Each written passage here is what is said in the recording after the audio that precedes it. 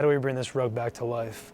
So I'm going to start here with Nydia, and what exactly is Nydia doing is we have some holes that were present in the rug.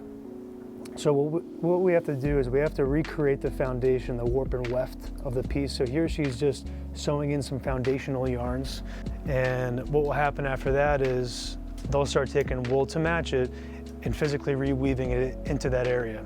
So the first step is recreate foundation. Step 2, reweave in with wool.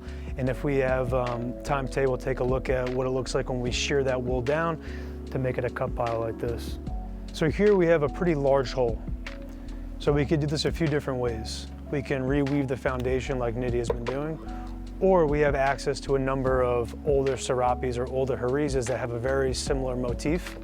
So what Mena's doing here is he's taking a piece from an old restoration job and he's actually going in there and weaving in a patch. Now this is a good option because A, reweaving is a very time-consuming process and very expensive, and B, we're taking a very similar carpet type from a very similar age period and just adding it back in. So this is a really good piece of material. It just happened to be on a different rug. So I expect this area to be extremely durable and strong, so I don't expect it to kind of break again. Over here, what we're doing is called hand tinting. So hand tinting could be done a few different ways for a few different purposes. In this purpose here, we have some areas that may not be completely holes or areas that still have some foundational yarns left that don't really require the full reweaving technique.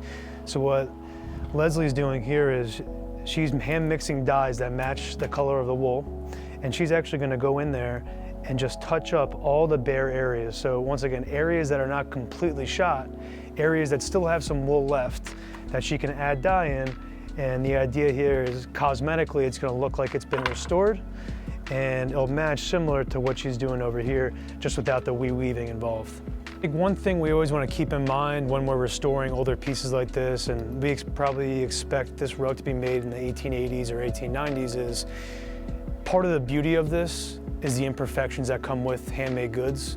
So this rug tells a story. There's worn areas from here, there's holes over here. So over the years, all these things happen some way. So when we're restoring these pieces and fixing these pieces, we want to keep in mind that we don't want to make everything look 100% perfect.